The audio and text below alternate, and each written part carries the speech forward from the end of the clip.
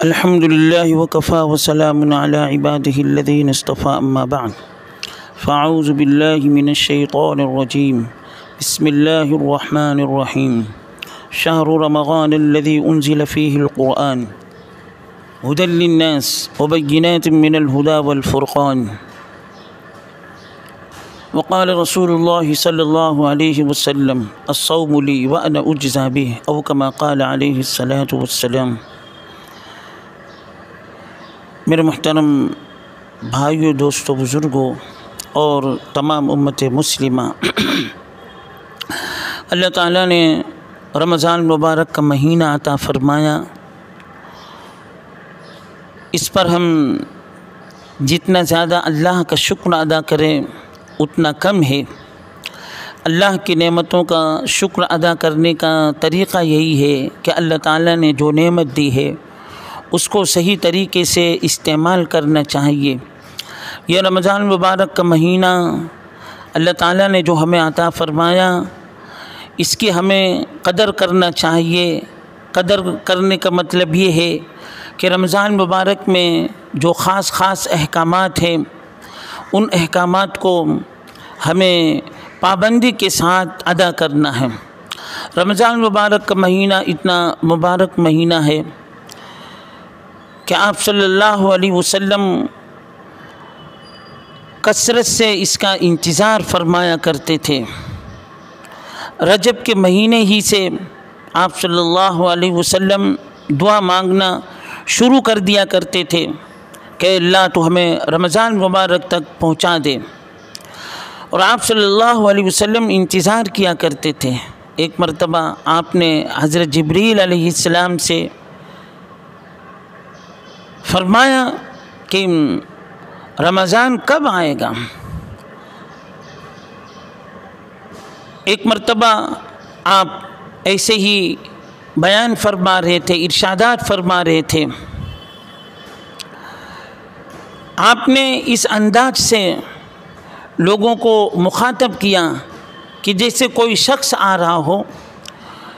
सहाबे किराम रिज़वानुल्लाहि ताला अलैहिम अजमईन अर्ज़ करने लगे, या नबी अल्लाह, आप ऐसा लग रहा है कि किसी को बुला रहे हैं, किसी के इंतज़ार में, लेकिन कोई शख्स नज़र नहीं आ रहा है। तो बाद में आपने फरमाया कि रमज़ान आ रहा है, रमज़ान आ रहा है। रमज़ान मुबारक के महीने में अल्लाह ताला मग़रिब के वक्त से पहले आसमान पर तशरीफ़ ले आते हैं और आखिर तक ये मामला रहता है कि अल्लाह ताला पहले आसमान पर तशरीफ़ ले आते हैं। रमज़ान मुबारक के बेशुमार फ़ज़ाइल हैं। अल्लाह ताला ने हमको ऐसे दौर में ये रमज़ान मुबारक का महीना अता फ़रमाया कि जबकि लॉकडाउन, हम अपने घरों में बज़ाहिर मुक़य्यद है, हम अपने घरों में रह रहे हैं। ये कुछ अल्लाह की मसलियत है।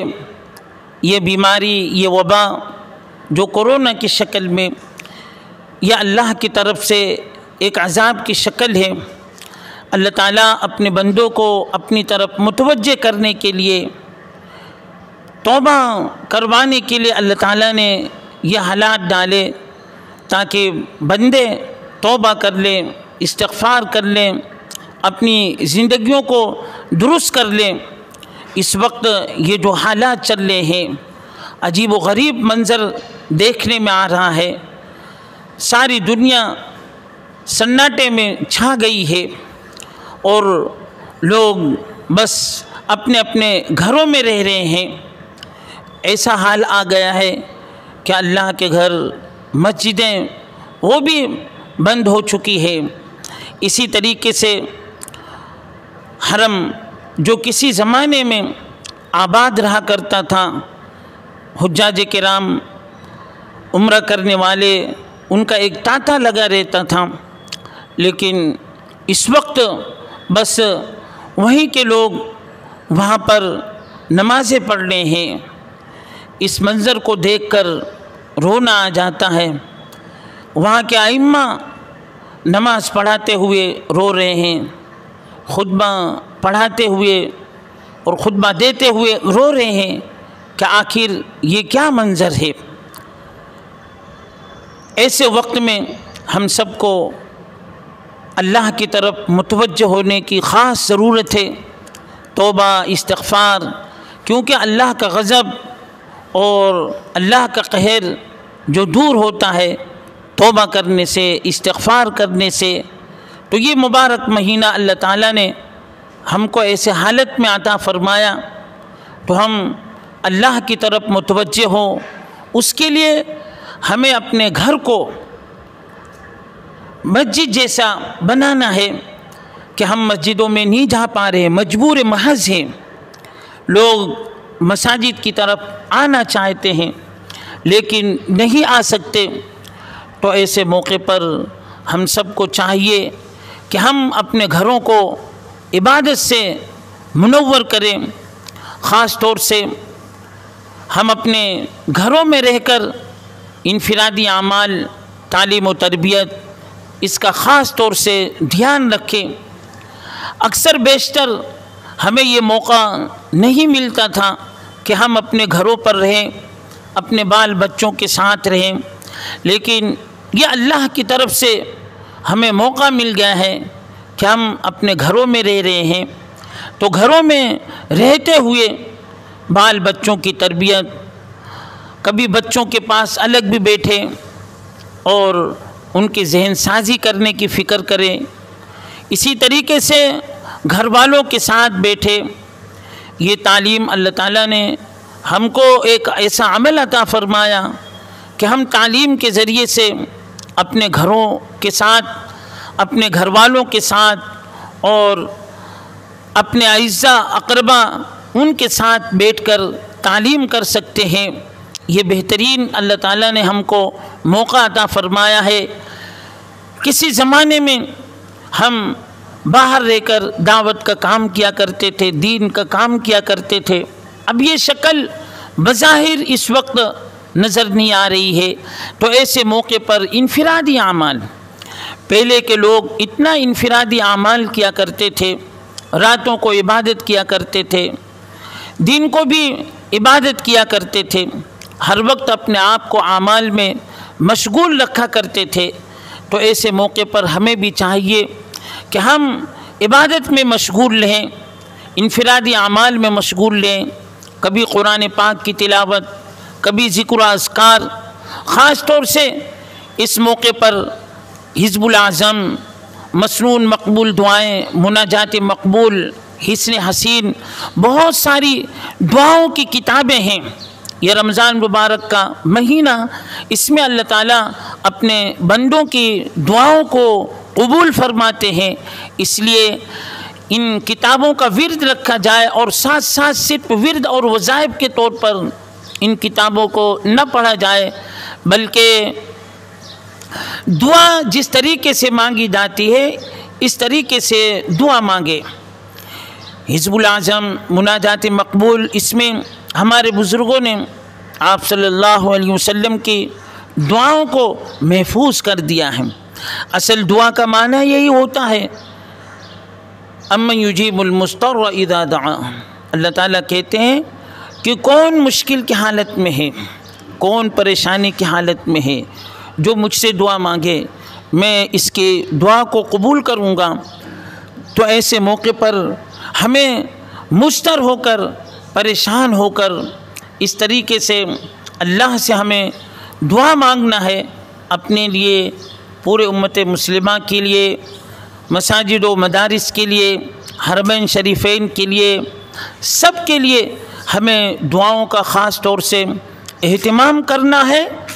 ख़ास तौर से दुआएं रमज़ान मुबारक में सहरी के वक्त अल्लाह ताला कबूल फरमाते हैं और अफ्तारी के वक्त अल्लाह ताला अपने बंदों की दुआओं को कबूल फरमाते हैं। इसलिए सहरी करने के लिए तो हम उठते ही उठते हैं, थोड़ी देर पहले उठ जाएं, इसमें तहज्जुद की नमाज़ पढ़ें और फिर उसके बाद दुआ में मशगूल हो जाएं। अफ्तारी से पहले खाने पीने और अफ्तार, उसके लिए हम कितना इंतज़ाम करते हैं, थोड़ी देर पहले हम उठ जाएं और दुआओं में मशगूल हो जाएं। मस्तूरात और ख़वातीन से गुजारिश है कि वो खाना जो है बनाना वगैरह सब ये जल्दी से फारिग हो जाए, मगरिब से थोड़ा जल्दी फारिग हो जाए। उस वक्त अल्लाह ताला अपने बंदों की दुआओं को कबूल करते हैं। मैं अपने भाइयों से अर्ज़ करूँगा कि इस सिलसिले में माँ और बहनों के लिए थोड़ा तख़फ़ीफ़ का मामला करें, ज़्यादा फरमाइश ना करें कि ये बना दो ये बना दो। मस्तूरात और ख़वातीन किस्म के आइटम बनाने में, किस्म की चीज़ें बनाने में इतनी मशगूल हो जाती हैं कि उनको दुआ करने का वक्त नहीं मिलता। इसलिए उनको भी कहें कि आप अफ्तार करने से पहले जल्दी से थोड़ा सा फारिग हो जाएं और दुआ मांगें, बल्कि अपने घरों का ऐसा माहौल बनाएं कि कभी कभी सब मिलकर दुआ मांगे और इसमें से किसी को तय करें। कभी बेटों से दुआएं करवाएं, कभी बेटियों से दुआएं करवाएं और कभी खुद दुआ करें। सब मिलकर इस तरीके से अल्लाह रब्बुल इज़्ज़त से दुआ मांगे। इस वक्त अल्लाह ताला अपने बंदों की दुआओं को कबूल करते हैं। रमज़ान मुबारक के जो ख़ास इबादत हैं, सबसे पहले तो तरावी है। अल्लाह ताला ने ये मौका दिया है।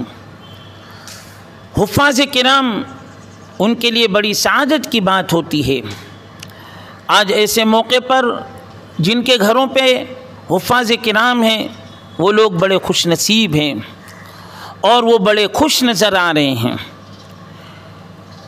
कि उनको कहीं किसी की तलाश की ज़रूरत नहीं पड़ी।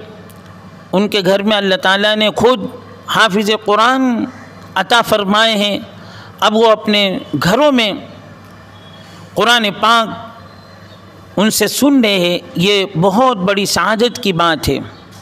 नीयत करें कि अल्लाह ताला हमें भी, जो हमारे औलादें हैं, अगर औलादों को नहीं बना सके तो पोतों को, परपोतों को, जो भी नवासों को, नवासियों को, मस्तूरात और ख़वातीन, उनको भी ये सआदत हासिल करनी चाहिए कि वो भी इस तरीके से कुरान पाक को हिफ्ज़ करें।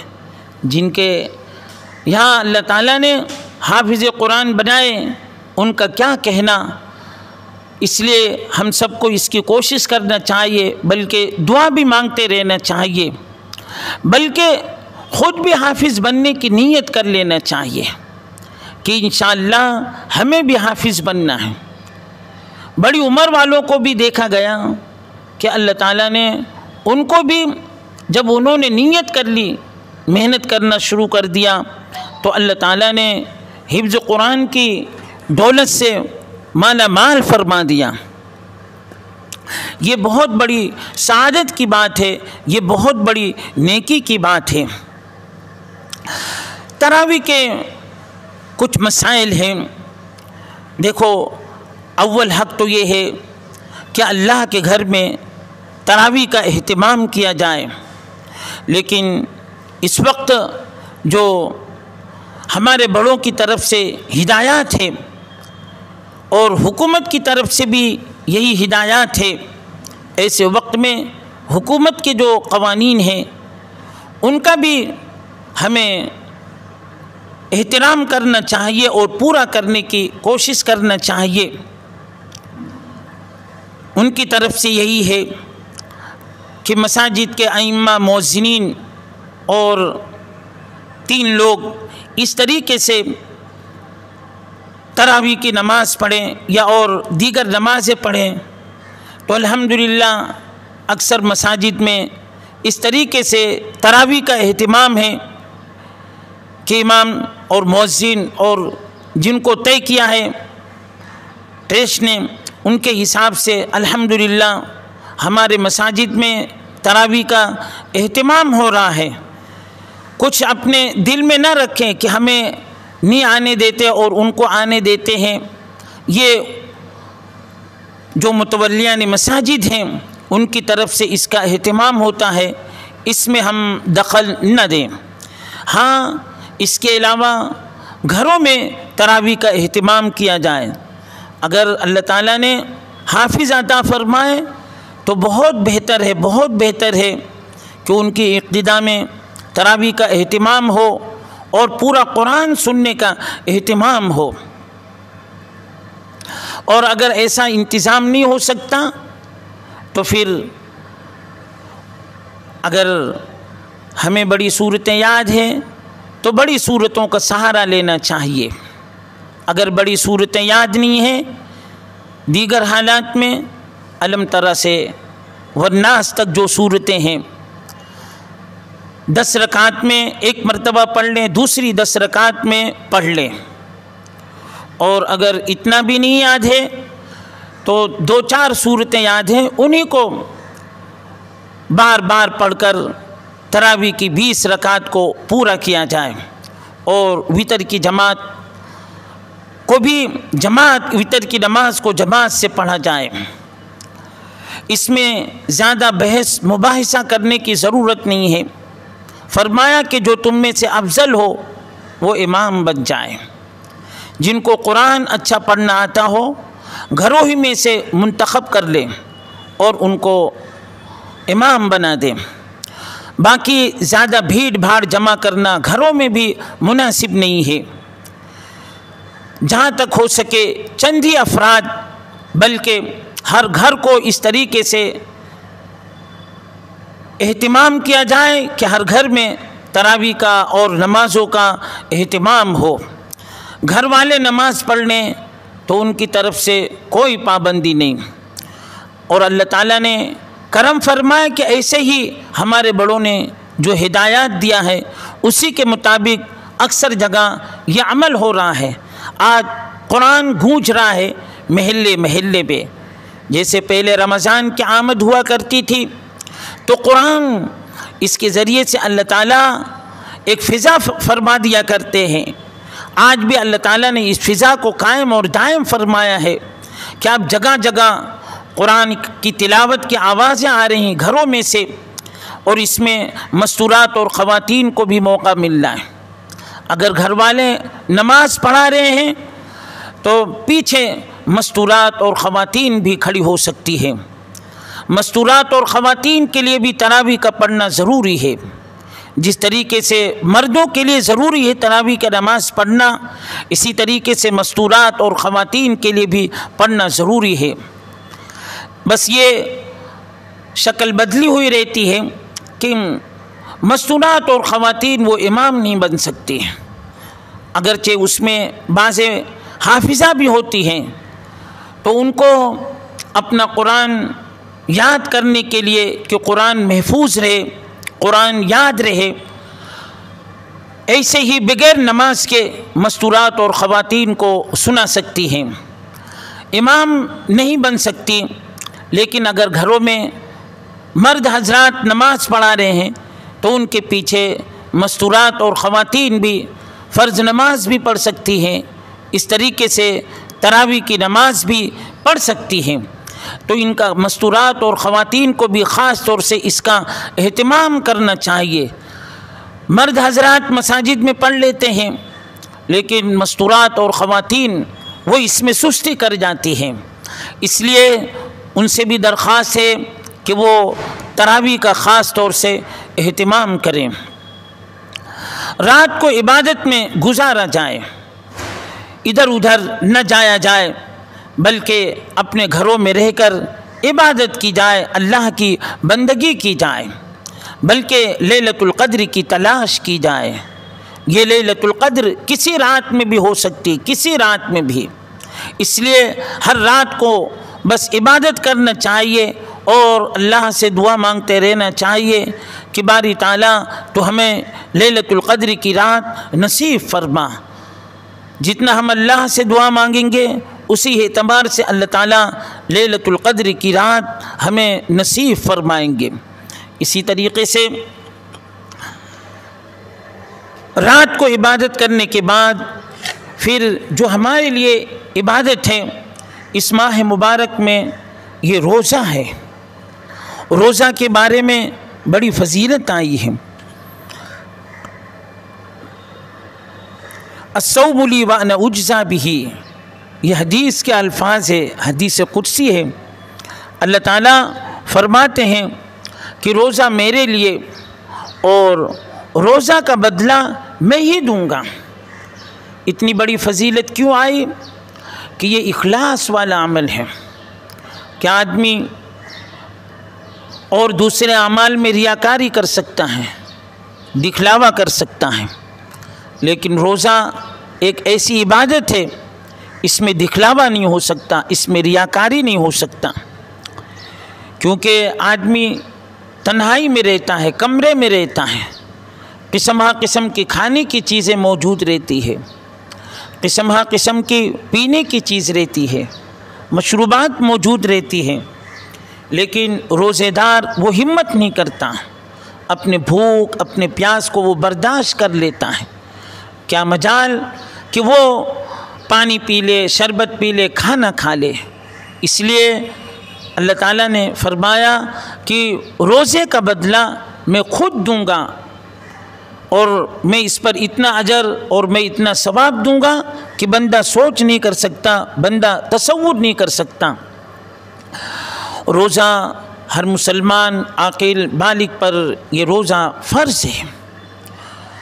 कुरान करीम की बहुत सारी आयतें हैं, तफसीर का मौका नहीं है, लेकिन मौजूदा ज़माने में थोड़े थोड़े बहाने से लोग रोज़ा को तर्क कर देते हैं, लोग रोज़ा को छोड़ देते हैं, थोड़े थोड़े बहाने पर, थोड़े थोड़े आज़ार पर। हालांकि रोज़ा एक ऐसा अमल है कि इसको जहाँ तक हो सके पाबंदी के साथ रोज़ा रखना चाहिए, ज़रा भी तसाहुल नहीं करना चाहिए। आज के नौजवान इसमें शामिल है कि कहते हैं कि हमें भूख बर्दाश्त नहीं होती, हमें प्यास बर्दाश्त नहीं होती, और फिर थोड़े थोड़े उज़्र पर रोज़ा छोड़ देते हैं। इसी तरीके से मस्तूरात और ख़वातीन भी शामिल हैं, जो थोड़ी सी उम्र की हो गई, बस वो थोड़े थोड़े उज़्र और थोड़े थोड़े बहाने पर रोज़ा को छोड़ देती है। इसमें नौजवान नस्ल मस्तूरात और ख़वातीन की जो कामकाज करती है, इस बहाने से कि हमें कामकाज करना पड़ता है, हमें पानी भरना पड़ता है, हमें बाहर का काम करना पड़ता है, थोड़े थोड़े उज़्र से रोज़ा को छोड़ देती है। हालांकि ये उज़्र नहीं है। हाँ, कुछ उज़्र वो मंजूर किए गए हैं, बाज़े ऐसे आज़ार होते हैं और वो भी डॉक्टर के मशवरे पर। कोई इतना बीमार है कि वो इस तरीके से भूख को बर्दाश्त नहीं कर सकते, ऐसे बीमार कि उनके जान का ख़तरा है, कि अगर वो खाना नहीं खाएंगे तो उनके जान का ख़तरा हो जाएगा। कुछ ऐसी बीमारियां होती हैं कि अगर खाना नहीं खाएं तो उनके इंतकाल हो जाने का ख़तरा है। डॉक्टर लोगों से मालूम करें, फिर डॉक्टर, और ऐसे डॉक्टर से कि जो डॉक्टर हमारे बारे में जानता हो कि हाँ, ये इस्लाम में रोज़ा की इतनी अहमियत है और इस्लाम में रोज़े को इतना अहम करार दिया गया है, उसको ये मसाइल मालूम हो और वो कहे कि हाँ ठीक है आप रोज़ा न रखें, तो फिर इजाज़त है। वरना थोड़े थोड़े उज़्र और थोड़े थोड़े बहाने पर कि मैं भूख को बर्दाश्त नहीं कर सकता या मैं प्यास को बर्दाश्त नहीं कर सकता, थोड़े थोड़े उज़्र पर रोज़ा को छोड़ दे रहे हैं, तो फिर ये इनके लिए बहुत बड़ा गुनाह है।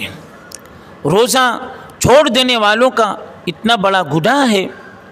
फरमाया कि जो लोग रमज़ान मुबारक के महीने में भी खाते पीते रहें, रोज़ा का एहतिमाम न रखें, ऐसे लोगों के लिए बहुत सख्त सख्त वईदें आई है और बड़े अज़ाब की उसमें धमकियां आई हैं।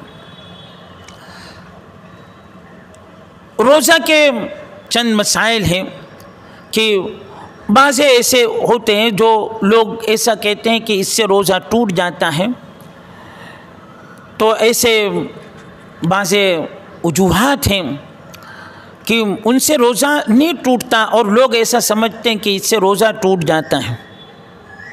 मसलन भूल से खाना पी लिया, तो इससे भूल से खाने पीने से रोज़ा नहीं टूटता।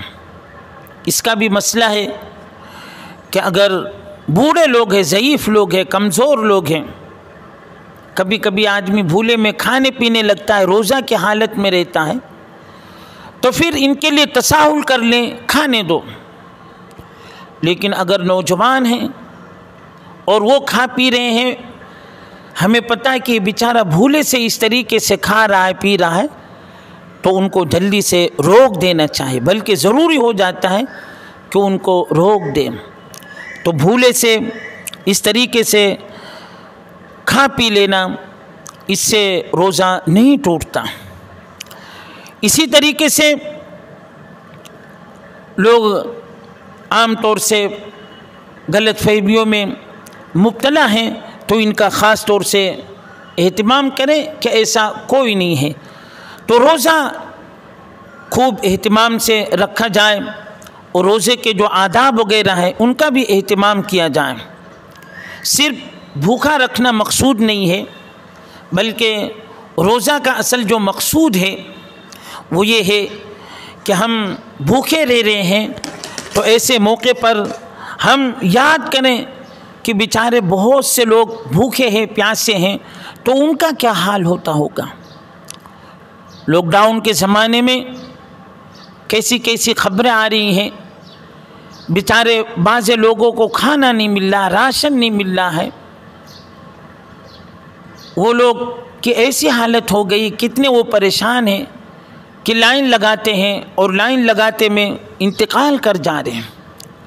बाज़ इलाक़ों में क्योंकि अचानक बंद हुआ तो वहाँ पर खाना नहीं पहुँच सका, तो ऐसे मेघे वगैरह जो जानवर हैं बेचारे वो खाने पर मजबूर हुए। बाज़ जगह जानवर भी परेशान कि जानवरों को खाना नहीं मिला। तो ऐसे मौके पर हम याद करें कि अल्लाह ताला हमें खिला रहा है, पिला रहा है, इस पर अल्लाह ताला का शुक्र अदा करें, और जो भूखे रह रहे हैं उनके बारे में फ़िक्र करें कि उनकी कैसी ज़िंदगी होगी, उनकी कैसी हालत होगी। इसलिए ऐसे मौके पर रमज़ान मुबारक के महीने में हम गरीबों का भी ख्याल रखें। जहाँ पर हम खा रहे हैं, जहाँ पर हम पी रहे हैं, गरीब गुरबा का भी ख्याल रखें। अल्हम्दुलिल्लाह हमारे वेरावल शहर में इसका एहतिमाम हुआ कि ऐसे महलों में और ऐसे मौक़े में वहाँ पर गेहूँ, अनाज वगैरह भिजवाया गया। जिन लोगों ने भेजा अल्लाह ताला उनको जज़ाए खैर अता फ़रमाए, लेकिन और भी ज़रूरत है और बाज़ जगह और ज़्यादा ज़रूरत है। बल्कि ऐसे मौके पर ज़कात की रकम सबसे ज़्यादा हक़ ये दीनी मदारिस। अब ऐसे मौके पर ज़ाहिर सी बात है कि वो सफ़र उनके लिए करना बहुत मुश्किल है, तो उनके लिए भी रखा जाए, भेजने का एहतिमाम किया जाए, उनको पहुंचाने की फ़िक्र की जाए। और यहाँ पर जो गरीब गुरबा हैं उनकी भी मदद की जाए, उनकी भी इमदाद की जाए। बल्कि यूँ फरमाया कि ज़कात के असल हक़दार रिश्तेदार, अइज़ा अकारिब और अपने करीबी रिश्तेदार और अपने अड़ोस पड़ोस, महल्ले वाले, शहर वाले, वो ज़्यादा हक़दार होते हैं। वक्तन फ़वक्तन ज़कात के मसाइल, सदक़तुल फ़ित्र के मसाइल हमारे सामने आते रहेंगे। अब बस इसी पर दुआ है कि अल्लाह ताला हम सब बल्कि पूरी इंसानियत के ऊपर अल्लाह रहम करें। आज पूरी इंसानियत तकलीफ़ में है, कुर्ब में है, बेचैनी में है। हर एक ये परेशान है कि क्या होगा क्या होगा। तो जिन लोगों के ऊपर ये बीमारी है, चाहे वो किसी भी मज़हब से ताल्लुक़ रखने वाले हों, चाहे किसी भी मज़हब को मानने वाले हों, बिरादरान वतन हैं, इसी तरीके से उनकी भी निस्बत है। सभी औलाद आदम हैं, सब आदम अलैहिस्सलाम के औलाद में से है, सभी अल्लाह के बंदे हैं। बल्कि यहाँ तक कि मैं कहूँ कि सभी रसूलुल्लाह सल्लल्लाहु अलैहि वसल्लम के उम्मत में से हैं। हम जो उम्मत हैं, हम उम्मत अजाबत हैं। हमने आप सल्लल्लाहु अलैहि वसल्लम की दावत को कबूल किया है, और जिन लोगों ने आपकी दावत को कबूल नहीं किया है वो उम्मत दावत हैं। तो सब के हक़ में, पूरी इंसानियत के हक़ में हमारे अंदर हमदर्दी होना चाहिए, और सब के हक़ में दुआएं खैर करते रहना चाहिए कि अल्लाह ताला सब की रहबरी फरमाएँ, सब की नुसरत फरमाएँ। और ये कोरोना की शक्ल की जो बीमारी है, वबा है, अज़ाब है, अल्लाह ताला इसको रफ़ा करे, इसको दूर करे। इस बीमारी से बचने के लिए ख़ास तौर से ये दुआ है, अल्लाहुम्मा इन्नी अऊज़ु बिका मिनल बसरी वल जुनूनी वल जुज़ामी व सय्यिल अस्क़ाम। इस दुआ का ख़ास तौर से एहतिमाम करते रहना चाहिए। और आयत करीमा ला इलाहा इल्ला अंत सुब्हानका इन्नी कुन्तु मिनज़ ज़ालिमीन, इसका भी ख़ास तौर से विर्द रखना चाहिए, इसका भी ख़ास तौर से एहतिमाम करना चाहिए। चलते फिरते उठते बैठते इन विर्दों का एहतिमाम किया जाए और गुनाहों से अपने आप को बचाया जाए, अल्लाह की नाफरमानियों से अपने आप को बचाया जाए। क्योंकि ये जो अज़ाब आई है ये गुनाहों की वजह से, ये अल्लाह की नाफरमानियों की वजह से, और ख़ास तौर से जो बेहयाई और बेशर्मी, ज़िना वगैरह ये सब जो आम हुआ, इसकी वजह से ये बीमारी और ये वबा और ये अज़ाब ज़्यादा फैल गया।